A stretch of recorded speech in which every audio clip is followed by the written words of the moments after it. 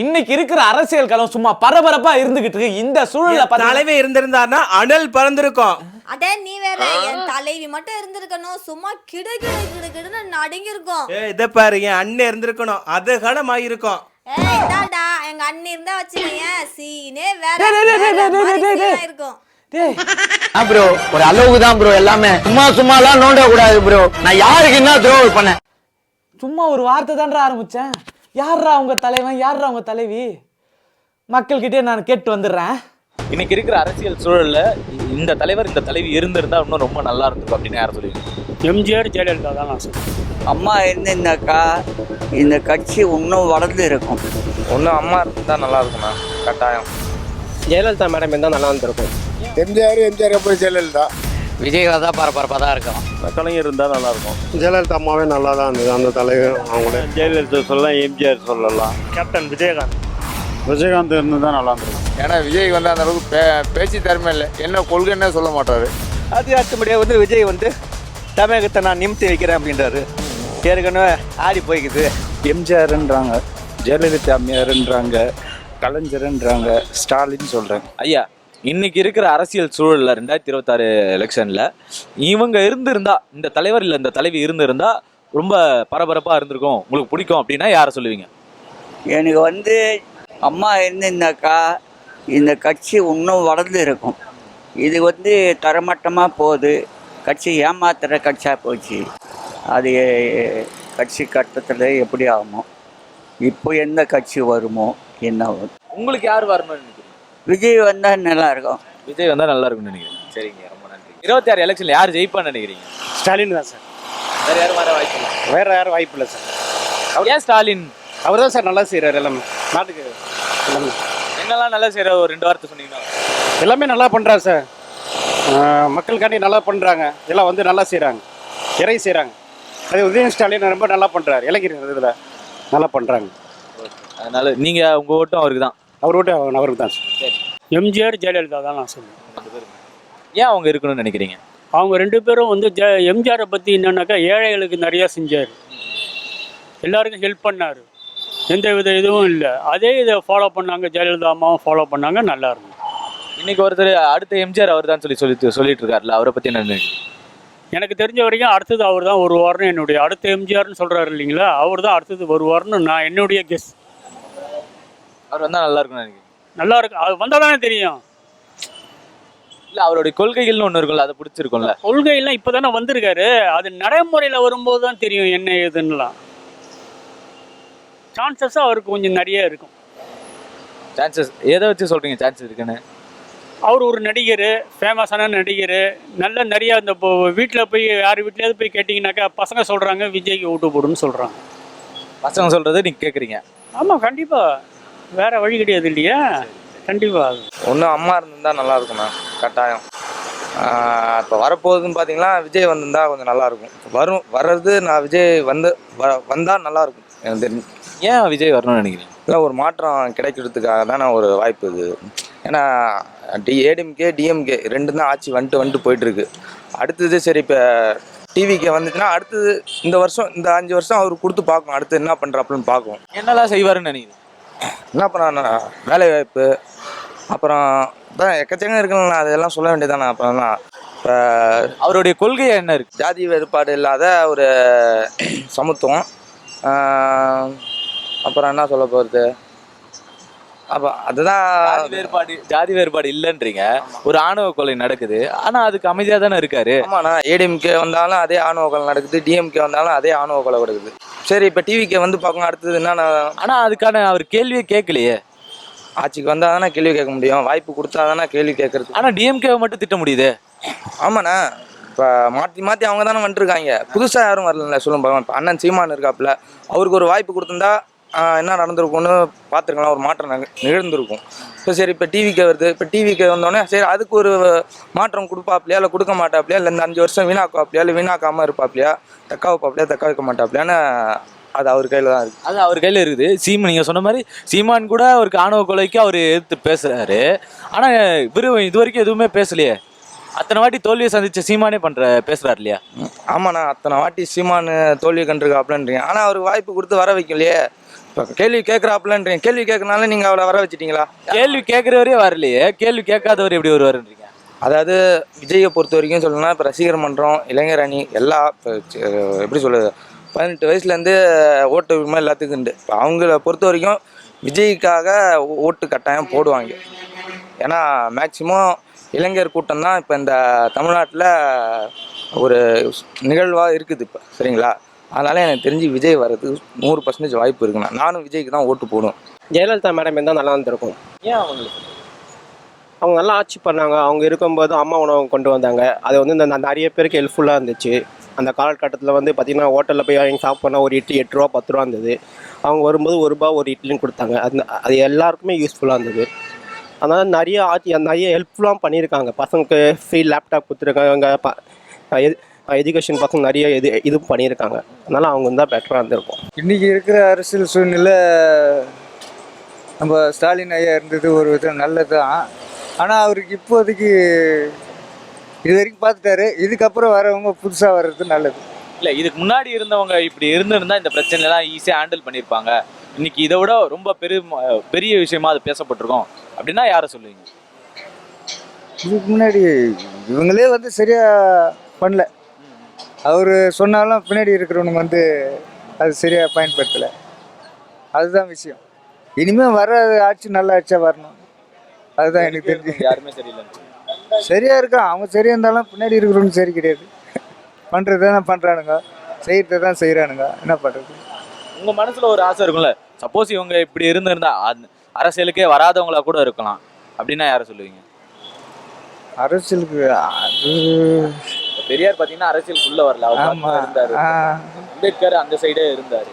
இப்போ இந்த மாதிரியான தலைவர்கள் சைட்லையும் யோசிச்சு பாருங்க. இல்லை, இவர் வந்தது ஒரு விதத்தில் நல்லது தான்.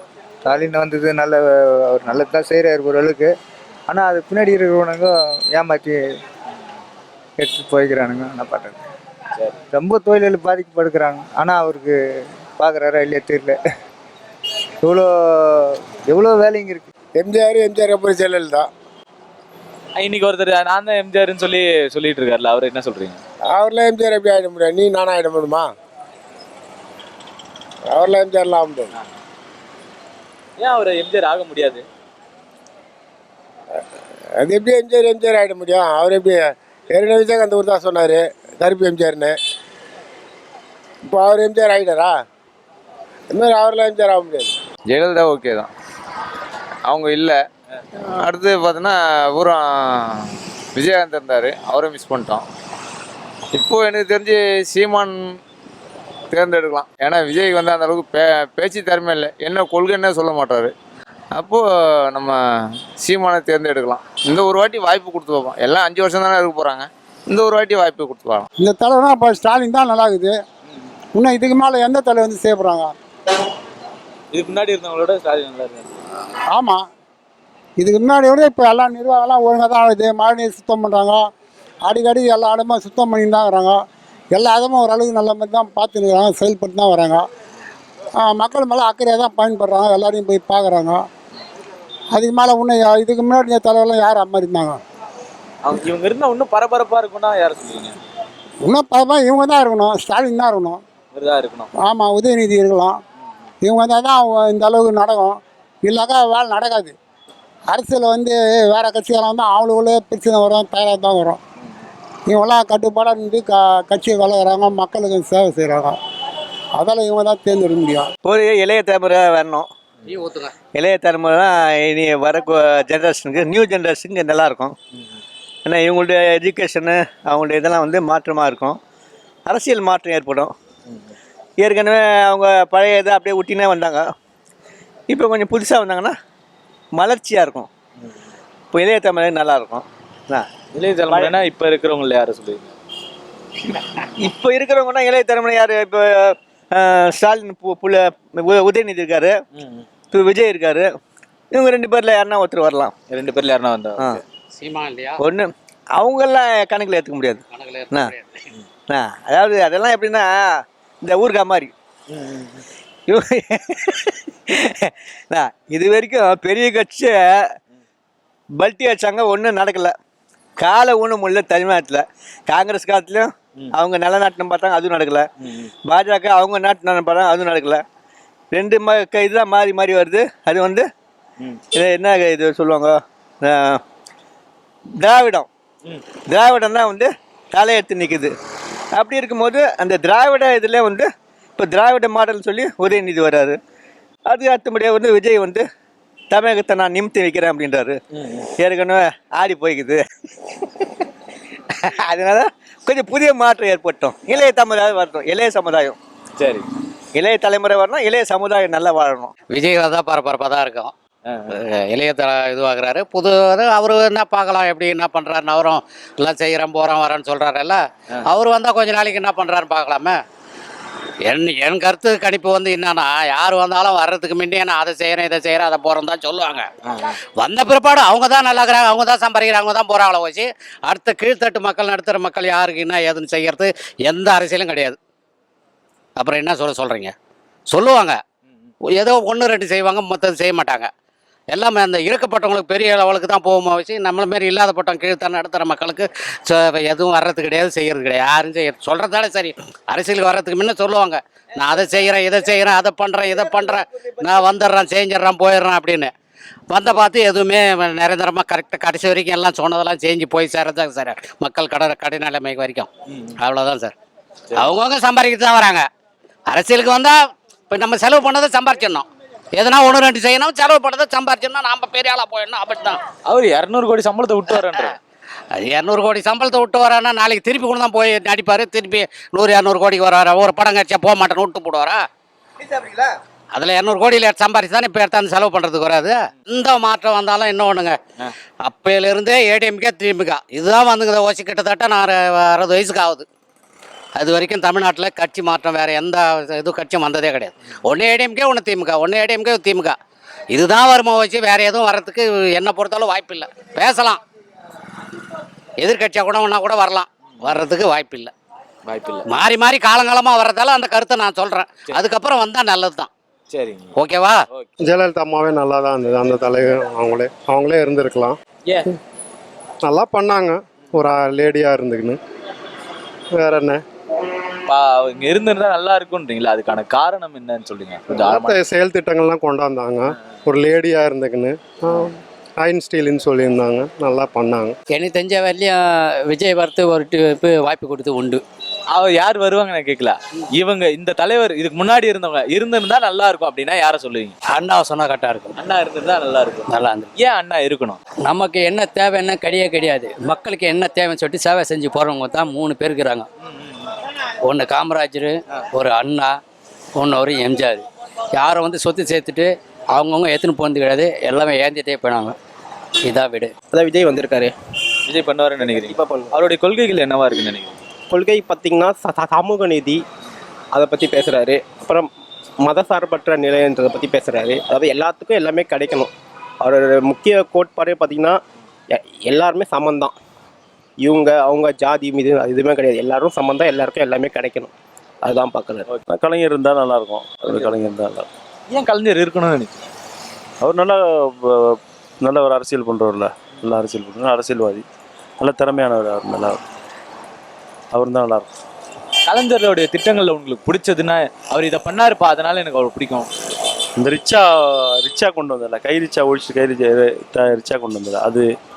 அது வீடுங்கள்லாம் கட்டி கொடுத்தாரு, ஹவுசிங் போர்டு வீடெல்லாம் கட்டி கொடுத்தாரு. அது மற்றபடி நிறைய திட்டம் கொண்டு வந்திருக்காரு, சரி தெரியல. கேப்டன் விஜயகாந்த் அவர் இருந்து தான் நல்லா பண்ணியிருப்பாப்புல. அவர் பேட் லக்கு, அவர் போயிட்டாப்புல. பட் செஞ்ச வரைக்கும் நிறைய பேர் அன்னதானம் பண்ணியிருக்காப்புல. ப்ளஸ் அதுவும் இல்லாமல் இலவசன்ற பேரில் நிறைய பண்ணியிருக்காப்புல. அவ்வளோதான். ஏன் அவர் இருக்கணும்? இந்த அரசியல் சூழலுக்கு அவர் இருக்கணுன்றதுக்கான காரணம்? அவரை மாதிரி ஒரு நல்லவர் யாரும் பார்க்க முடியாது ப்ரோ. அதான் நீங்கள் நிறைய பேர் உள்ளே வராங்களா? அவங்கள யாரும் அப்படி இல்லையா? அண்ணாமலைஜி அடுத்த ஜென்ரேஷனில் படித்த இளைஞர். பட்டு ஃப்யூச்சர் இந்தியா அதான் ப்ரோ. அவ்வளோ. ஆனால் இப்போ அவரே கட்சி விட்டு தூக்கிட்டாங்களே. அவங்களுடைய கணக்கு வந்து ஏடிஎம்கே ஜெயிக்கணும் அப்படின்னு நினைக்கிறாங்க, டிஎம்கே ஆட்சியிலேருந்து இறக்கணும் அப்படின்னு நினைக்கிறாங்க. ஃப்யூச்சரில் சேஞ்ச் ஆகும் கண்டிப்பாக. பட் ஏடிஎம்கேவால் அவரை வெளியே எடுக்க முடியாது, பிஜேபி தான் அதை பண்ணது. ஃப்யூச்சர் கால்குலேஷன் தானே பிரதர். இன்னைக்கு ஏடிஎம்கே ஃபியூச்சரில் வேற மாதிரி பிளான் பண்ணாங்க. ஆமாம். இப்போ நிறைய பேர் வந்து கட்சிக்குள்ளேயே வராம இருந்திருப்பாங்க, நிறைய தலைவர்கள் வெளியே தெரியாமலே இருந்திருப்பாங்க. இயக்கமாவும் இருந்திருக்கலாம், எதுவாக இருந்திருக்கலாம், இல்ல அரசியல்லையே கூட இருந்திருக்கலாம். அந்த தலைவர்கள் இப்ப இருந்திருந்தா இந்த அரசியல் களமே பரபரப்பா இருக்கும் அப்படின்னா யாரை சொல்லுவீங்க? யாரை சொல்லுவோன்னா இப்போதைக்கு அது மாதிரி பொலிட்டிஷியன்ஸ் யாருமே இல்லை. ஃபர்ஸ்ட் ஆஃப் ஆல் வந்து காமராஜர் காலத்திலே அரசியல் போயிடுச்சு. காமராஜர் காலத்தில் வந்து கல்விக்கு ஃபஸ்ட்டு ப்ரிஃபரன்ஸ் கொடுத்தாங்க. அதுக்கப்புறம் பார்த்தோன்னா எம்ஜிஆர்ன்றாங்க, ஜெயலலிதா அம்மையார்ன்றாங்க, கலைஞர்ன்றாங்க, ஸ்டாலின் சொல்கிறாங்க. இவங்க எல்லாருமே அவங்களோட இதுவை தான் கொண்டு வர பார்த்தாங்களே தவிர பப்ளிக்குன்ட்டு ஒரு ஸ்டூடெண்ட்ஸ்க்காக இருக்கட்டும், ஒரு புவர் பீப்புளுக்காக இருக்கட்டும், அது மாதிரிலாம் எங்கள் மைண்டில் அதெல்லாம் எதுவும் எடுத்துகிட்டு வரல. நம்ம சம்பாதிக்கிறத நம்ம தான் சாப்பிட்ணும். இப்போ நான் வேலைக்கு போனேன்னா என்னோடய ஃபேமிலியில் இருக்கவங்க தான் சாப்பிட முடியும். அவங்க எதுக்கு கட்சியில் இருக்காங்க, எதுக்கு மக்களுக்கு பண்ணுறாங்கன்ற கொஸ்டினே வந்து இது டிபேட்டே இல்லை. ஃபஸ்ட்டு டிபேட் எடுக்கிறதா இருந்தால் இறந்து போனாங்க தெரியுமா, அவங்கள பற்றி ஒரு டிபேட் எடுத்திங்கன்னா, அதை தான் சொல்கிறேன், அவங்கள பற்றி எடுத்திங்கன்னா அதில் யாருன்னு பார்த்தீங்கன்னா காமராஜரை மட்டும்தான் சொல்லுவேன், கக்கனை சொல்லுவேன். அவங்கெல்லாம் வந்து முன்மாதிரியாக இருந்தாங்க. இப்போ இருக்க பொலிட்டீஷியன்ஸே சொல்ல முடியாது. அவங்கவுங்க பேக்கெட் எப்படி இருக்கோ அதுபடி தான் இருக்காங்க. ஸோ என்னை பொறுத்த வரைக்கும் இப்போ இருக்க பொலிட்டீஷியன்ஸ்னு பார்த்தா அப்படி யாரும் எனக்கு தெரியல. இருந்தாங்க, எதிர்த்து பேசினாங்க, எதிர்த்து சில அரசியல்வாதிகளை கேள்வி எழுப்புதுன்னு பார்த்தீங்கன்னா எனக்கு பர்சனலாக பிடிச்சது EVKS இளங்கோவன். அவர் ஒரு ஆள் தான் எனக்கு பிடிக்கும். அவர் கட்சி ரீதியாக எங்கேயும் பேச மாட்டார், தப்புன்னு பட்டா பேசிடுவார். அந்த ஒரே ஒரு மனுஷனை மட்டும்தான், EVKS இளங்கோவன்ற ஒரு நபரை மட்டும்தான் எனக்கு பிடிக்கும். இப்போ இருக்க அரசியல் சூழ்நிலையில் வந்து யாருமே ஒழுங்கில்லை, யாருக்கும் பொறுப்பும் இல்லை. இன்றைக்கி நான், நாளைக்கு என் பையன், நாளன்னைக்கு என் பேரன், அதுக்கப்புறம் ஒரு கொஸ்டின் மார்க் வரும் இல்லையா, அவ்வளோதான். அதே கட்சியில் இருக்கிறவங்களுக்கு ஒரு மேல் பொறுப்போ, இப்போ நான் சிஎம்மாக இருக்கேன், என்னோட பயணித்த ஒரு ஆள், என்னோட பொலிட்டிஷியன் லைஃப்பில் வந்து இம்பார்ட்டண்ட்டான ஆள், கூட இருந்த ஆளுன்னு சொல்லிட்டு சம உரிமை கொடுக்குற அரசியல்வாதிலாம் இங்கே யாருமே இல்லை. நான் இன்றைக்கி ஒரு கடை திறக்கிறேன்னா, ஒரு பிஸ்னஸ் டெவலப்பர் ஆகிறேன்னா, என் பையன், என் பொண்ணு, என் பேரன் அந்த லெவலுக்கு போகிறாங்க இல்லையா, அதுதான். இன்ஃபேக்ட் இப்போ அட் ப்ரெசண்ட் எல்லாருமே பேசுகிற ஒரு பிம்பத்தில் உண்மை இல்லை, waste of time. Old is கோல்டுன்னு சொல்கிறது வந்து பழைய ஆளுங்களை மட்டும்தான் ஓல்ட் இஸ் கோல்டுன்னு சொல்ல முடியும். இப்போ இருக்கிறவங்கெல்லாம் தே ஆல் எப்படி சொல்லுது, அன்யூஸ்டு, வேஸ்ட்டு. அவங்கள பற்றி பேசுகிறதே வேஸ்ட்டு. என்னை பொறுத்த வரைக்கும் 3 தலைவர் தான், காமராஜர், கக்கன், EVKS இளங்கோவன். இவங்க 3 பேர் தான் அரசியலுக்குன்ட்டு எனக்கு தெரிஞ்ச ஒரு இது. அது பப்ளிக் ஒப்பீனியன்லாம் இல்லை, என்னோட பர்சனல் ஒப்பீனியன். விஜயகாந்த் இருந்து தான் நல்லா இருந்திருக்கும். ஏன் விஜயகாந்த் நல்லது செஞ்சிருப்பார். நான் மக்களுக்கு தெரியல சரியா, நிறைய நல்லது செஞ்சிருக்காரு. எடப்பாடி பழனிசாமி அவர் இருந்தாங்க. ஆமாம். ஐயா, இறந்த தலைவர்களுக்கு இறந்த தலைவர்னா அம்மா தான். அம்மா இருந்தாங்க. ஆமாம். ஏன் அம்மா இருக்கணும்? அவங்க தான் பெஸ்ட்டு. இப்போ யாரையும் சொல்ல முடியாதுப்பா, எல்லாம் மக்களுக்கு. முன்னாடி இருந்த தலைவர்கள் யாரை அவங்களாம் யாருன்னா சொல்லலாம் நம்ம. அவங்களாம் கொஞ்சம் நியாயமாக போனாங்க வந்தாங்க எல்லாம். இவங்கெல்லாம் இப்போல்லாம் வந்து சொல்கிறாங்க செய்ய மாட்டாங்க. ரெண்டாவது ஒரு மாயை மாதிரி பண்ணுறாங்க, அது அவங்களாம் அப்படி பண்ணல.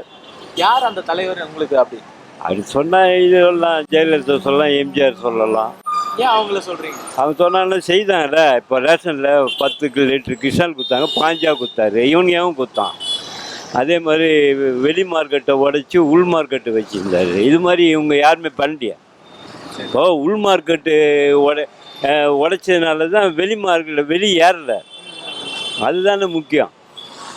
இப்போ யார் ஆட்சி செய்தான்னா, இப்போ அங்கே ஒரு எண்ணெய் இருக்குது 80 ரூபான்னா ரேஷன் 30 ரூபா கூட எப்படி உடையுது? அது அப்படி உடஞ்சாதான் மக்கள் நல்லா இருப்பாங்க. இப்போ எல்லாருமா பணம் வச்சுன்னு உட்காந்துக்கிறோம். பணம் இருக்கிறவங்க வாங்கிட போகிறோம், பணம் இல்லாதவங்க இதை தான் நம்பி வாழணும், வேறு வழி கிடையாது. நன்றிண்ணா. எனக்கு இதெல்லாம் நாங்களாம் மூலிகை ஆராய்ச்சி பண்ணுறவங்க மலையில். இப்போ தான் நான் வந்து கொஞ்சம் உடம்பு முடியாமல் நானே ஒரு நாளைக்கு 10 மருந்து சும்மா தருவேன். 2வது 10 பேரை காப்பாற்றியிருக்கேன். 13 கல்யாணம் பண்ணி. இப்போ இதெல்லாம் எவனும் செய்ய மாட்டான், எந்த கிளேடியும் செய்ய மாட்டான். இப்போ சமூக நீதி சொன்னீங்க, அப்புறம் மதச்சார்பின்மை சொன்னீங்க இல்லையா? திருப்பரங்குன்றதுக்கும் குரல் கொடுக்கல, கவினோட படுகொலைக்கும் குரல் கொடுக்கல. இப்படி அமைதியாக இருக்காரு, ஆனால் கொள்கையில் மட்டும் அதை போட்டுக்கிறாரு. அதை பற்றி என்னென்னு? இல்லை, எல்லா விஷயத்தை பற்றி பேசணும்னு சொல்லிட்டு அவங்க ட்ரிகர் பண்ணி விடுவாங்க. இப்போ பிஜேபியும் பார்த்தீங்கன்னா டிஎம்கே பார்த்தீங்கன்னா ஒரே டீம் தான். ஆல்ரெடி தலைவர் சொல்லியிருக்காரு. அவங்க வந்து இவங்களுக்குள்ளேயே ஒரு சின்ன இஷ்யூவை அவங்களுக்குள்ளேயே முடிச்சிருக்கலாம். அந்த ஏரியாவுக்குள்ளேயே அந்த இஷ்யூவை சால்வ் பண்ணியிருக்கலாம். அது இந்தியா வரையும் அதை கொண்டு வர வேண்டிய அவசியமே இல்லை. அதை ட்ரிகர் பாயிண்ட்டாக தான் பார்த்தாரு. அவரும் ஸ்மூத்தாக தான் ஹேண்டில் பண்ணுறாரு. அப்போ கவின் கொலைக்கு ஏதாச்சும் பேசியிருக்கலாம்ல? அது நடந்தது ஒரு ஆணவ கொலை தானே. பேசியிருக்கலாம். நான் அவர் தப்பு, அவர் பக்கம் எல்லாமே பண்ணுறது சரின்னு சொல்ல மாட்டேன். அதை பற்றியும் பேசியிருக்கலாம். கவின் கொலை பற்றி பேசியிருக்கலாம். அது என்ன ஏதுன்னு அவர் சொல்லியிருக்காரு.